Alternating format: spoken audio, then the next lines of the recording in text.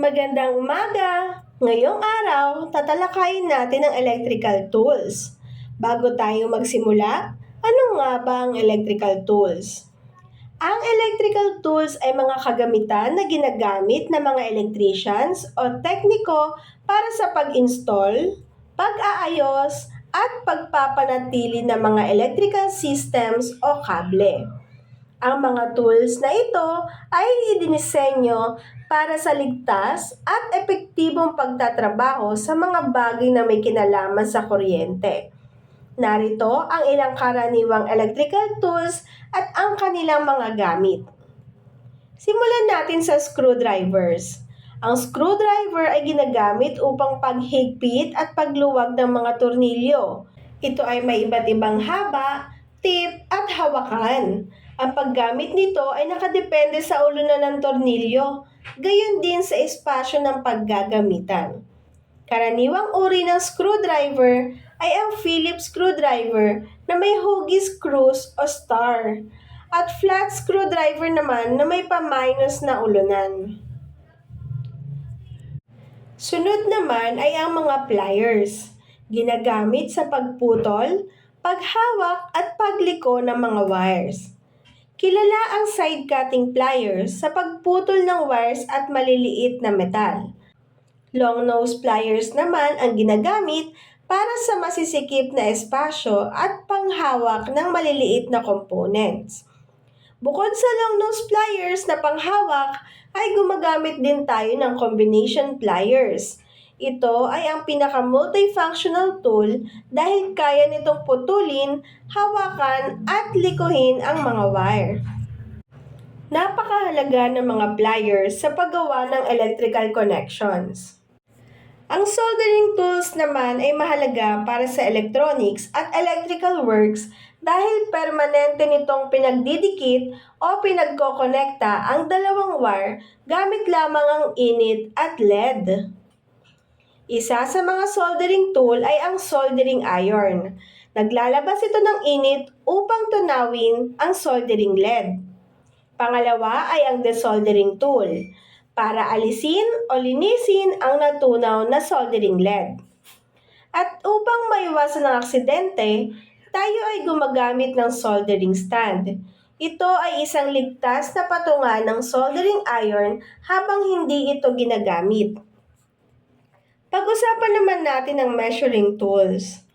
Una ay ang analog multitester para sukatin ang voltahe, kasalukuyang kuryente at resistensya ng isang circuit. Pangalawa ay ang digital vernier caliper na sumusukat sa panloob at panlabas ng isang bilog. Pangatlo ay ang clamp ammeter.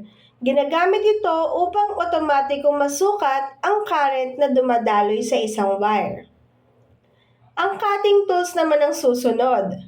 Una ay ang hacksaw.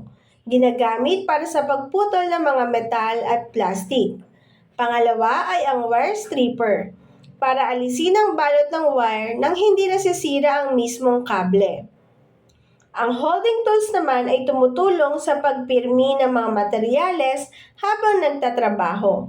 Meron tayong bench vise.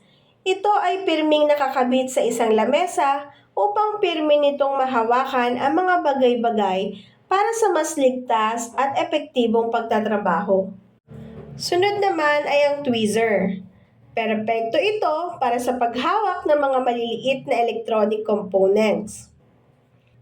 Sunod naman ay ang boring tool na pangbutas. Sa boring tool ay meron tayong tinatawag na cordless drill. Ito ay ginagamit sa pagbubutas sa kahoy, metal o plastic. Napaka-practical nito dahil portable at madaling gamitin. Sunod naman ay ang filing tool.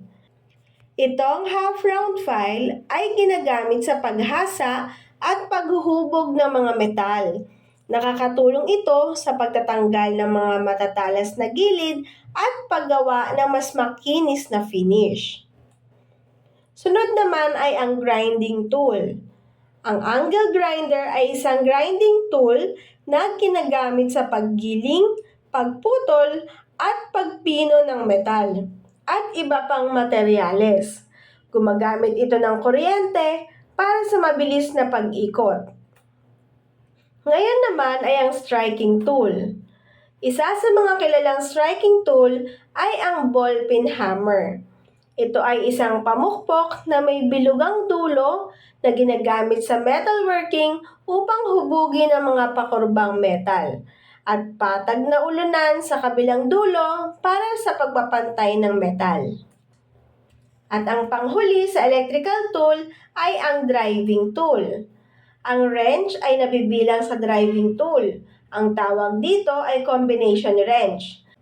Ang dulo nito ay bukas para sa mabilis na pagluwag at sa kabilang dulo naman ay sarado para sa mas mahigpit na hawak sa mga bolts at nuts. At iyan ang iba't ibang electrical tools at ang kanilang mga gamit. Sa paggamit ng tamang tools, mas magiging ligtas, mabilis at maayos ang trabaho.